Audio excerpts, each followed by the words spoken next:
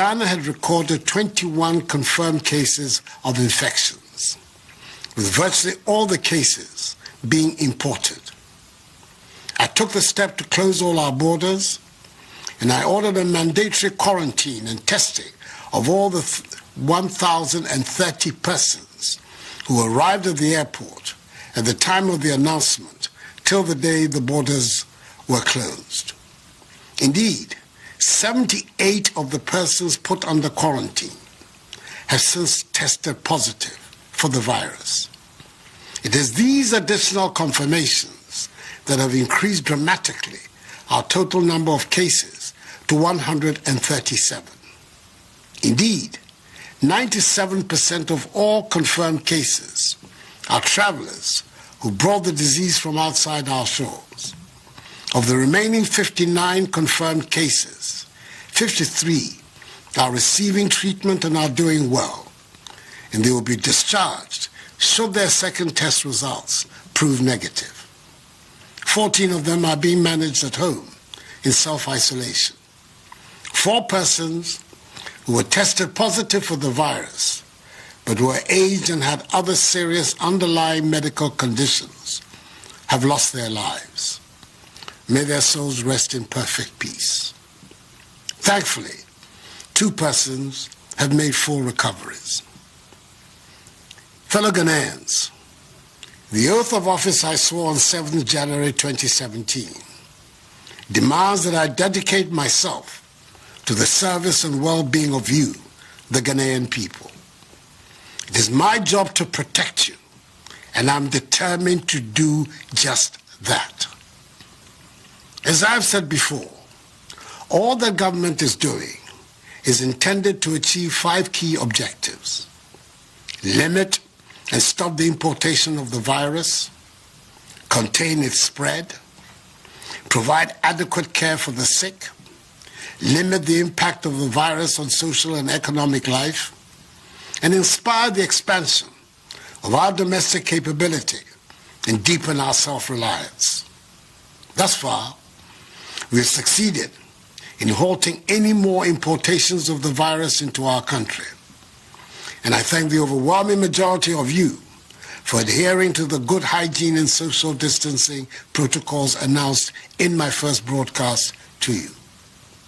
However, prevailing circumstances mean the stricter measures have to be put in place to contain and halt the spread of the virus within our country, especially in Accra, Tema, Kaswa, and Kumasi, which have been identified by the Ghana Health Service as the hotspots of the infections.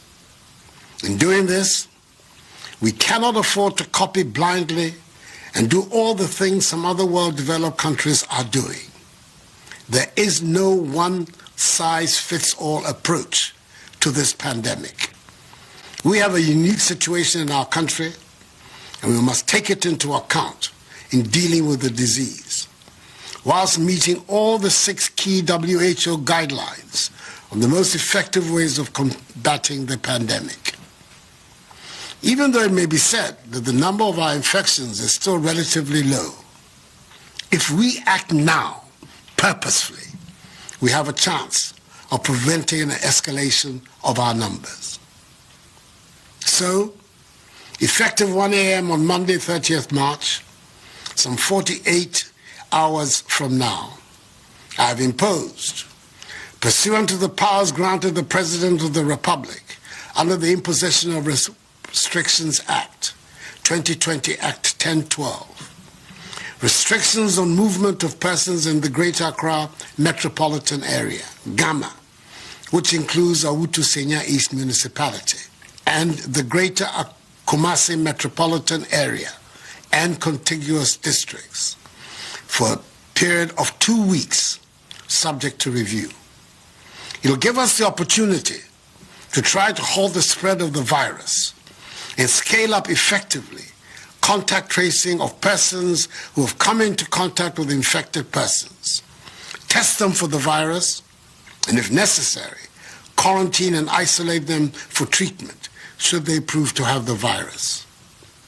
In Greater Accra, the following areas will be affected: Accra Metropolis, Tema Metropolis, Tema West Municipality, Lejokuku Municipality, Crowell Municipality, Adentan Municipality, Ashiamai Municipality, La Nkwantanai Medina Municipality, La Dadekotokmo Municipality, Okakwe North Municipality, Ablekuma North Municipality, Ablekuma West Municipality, Ablekuma Central Municipality, Ayawaso East Municipality, Ayawaso North Municipality, Ayawaso West Municipality, Ayawaso Central Municipality, Gan West Municipality, Gan North Municipality, Gan Central Municipality, Gan South Municipality, Gan East Municipality, Kole Klote Municipality, Wejagbawe Municipality, Bon Katamanso Municipality, and the Wutusenya East Municipality.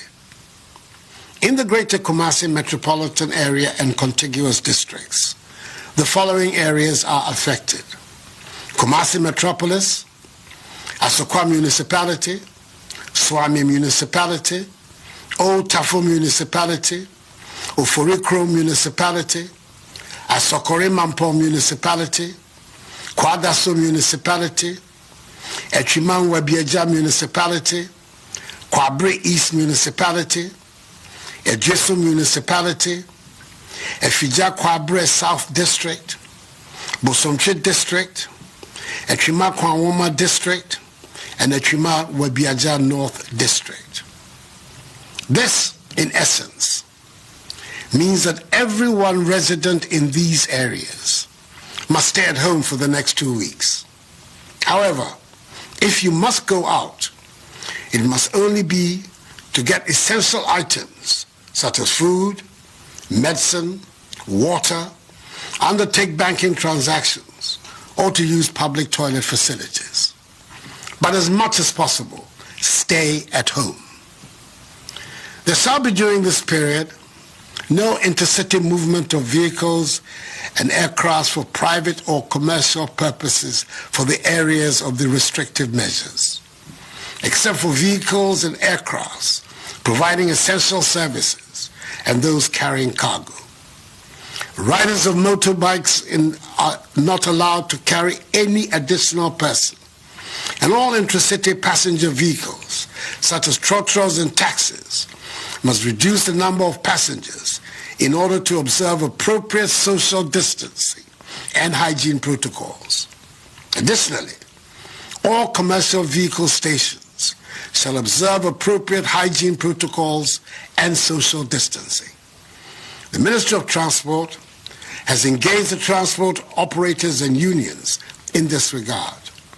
The Ministry of Local Government and Rural Development has also engaged with the metropolitan, municipal, and district assemblies and the leaders of the market associations in the country to make satisfactory arrangements about the operations of the markets that ensure observance of social distancing and enhanced hygiene protocols. In any event, only persons involved in the food value chain can operate in the markets during this period.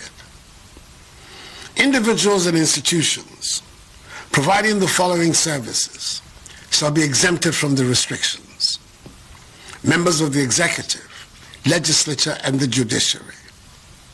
Production, distribution, and marketing of food, beverages, pharmaceuticals, medicine, paper, and plastic packages. Environmental and sanitation activities.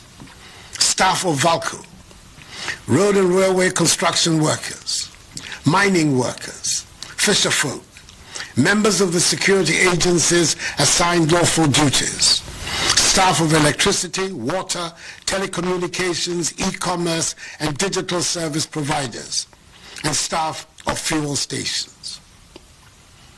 Fellow Ghanaians, to accelerate the contact tracing process and ensure we curtail the spread of the virus in the shortest time, we will use the military and police to assist health authorities to expedite the process. We'll also pursue a policy of testing all contacts of people tested positive.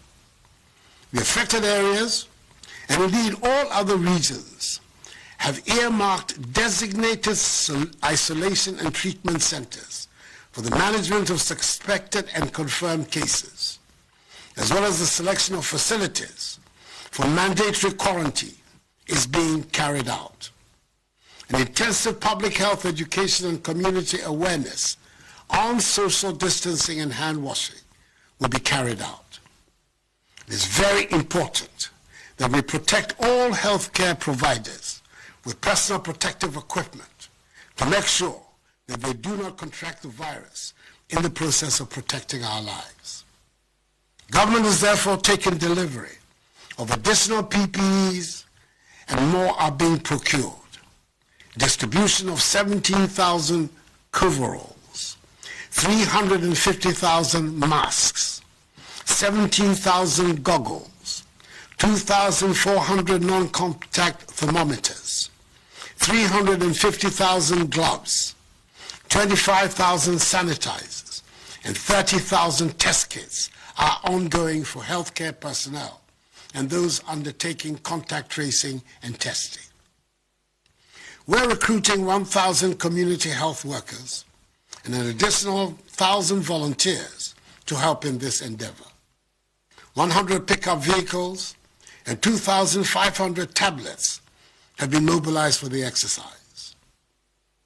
Fellow Ghanaians, I'm urging all of you to bear with these additional measures. They are being done in the interest of all of us. They are hopefully only for a short while.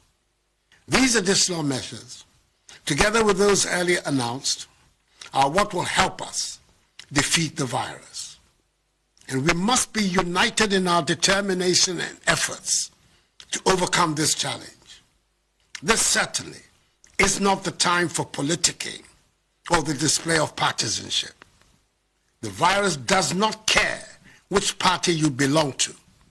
Neither is it, as we have seen, a respecter of persons. The enemy is the virus and not each other. As I've stated in my earlier broadcasts, all the measures I have announced tonight will be subject to constant review. Fellow Ghanaians, we are in this together, and the government will stand by you. We are aware that there will be discomfort and difficulties for all of us over the next couple of weeks.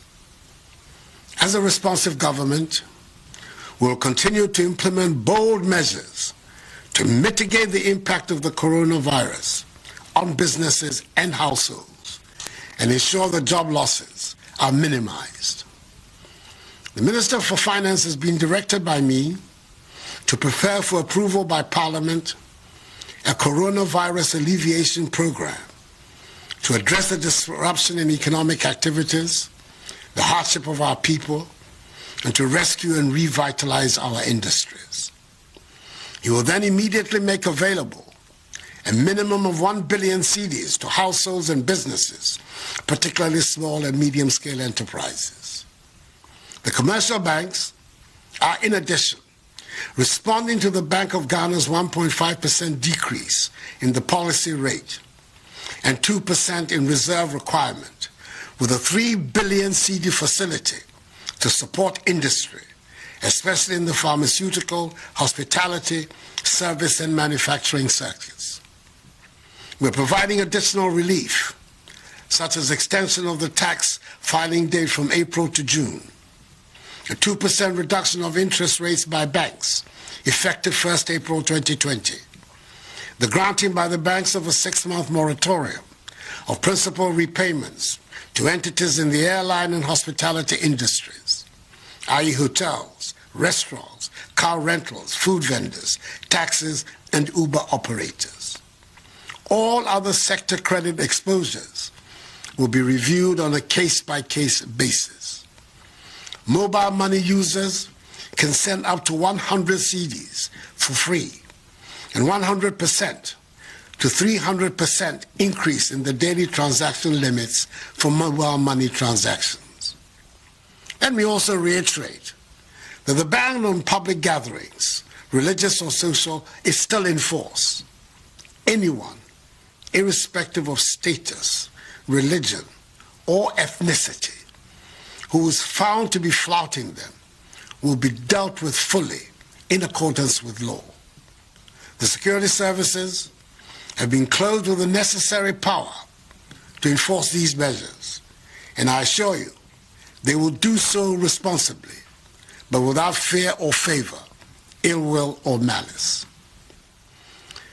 Fellow Ghanaians, with the Bank of Ghana predicting a worst-case GDP growth rate scenario of 2.5% for 2020, should the virus continue to linger for the rest of the year, the effects on our economy would be dire.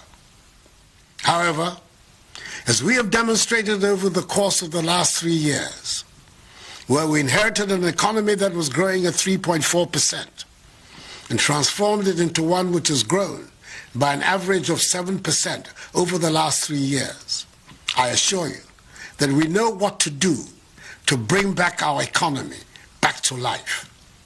What we do not know is how to bring people back to life. We will therefore protect people's lives, then their livelihoods. For the next 2 weeks, I urge all of you, especially residents in the affected areas of Greater Accra and Greater Kumasi, to be reminded every day that the front line of the fight against coronavirus is your front door. If you cross it, you and your family will likely be infected. So please, stay at home. It is vitally important that each one of us, in all parts of the country, continue to observe the social distancing and enhanced hygiene protocols, for they are the weapons of our defense against the virus. I'm announcing tonight the establishment of a COVID-19 fund to be managed by an independent board of trustees and chaired by former Chief Justice Sophia Akufo, to receive contributions and donations from the public to assist in the welfare of the needy and the vulnerable. I've directed the Controller General to pay my next 3 months' salary, i.e. April, May, and June, into this fund. Let me also thank, from the bottom of my heart, the churches, financial institutions, and individuals who have already made donations to help in this fight. God richly bless them. We can defeat this virus if we all commit ourselves to respecting all the measures that have been outlined. I'm confident that Ghanaians will comply with them, and the security services will not have to intervene with extraordinary means to enforce them. The love of country is deeply embedded in all of us, and I assure you that the security forces will conduct themselves with the necessary professionalism. Mr. Ramu, in some of my case, yenyina yambomodin ni indiso. Yankopon adaroma e beboye. Min panyefai. Sanene ni wie. Nye fe nye boa modin ni yenye no. Ni modromo e ba wa wo fe. We have prayed to Almighty God to heal our land, and I know that by the grace of God, He has heard our cry. Nonetheless, each one of us must do his or her part. May God bless us all and our homeland Ghana, and make her great and strong. I thank you for your attention. Good night.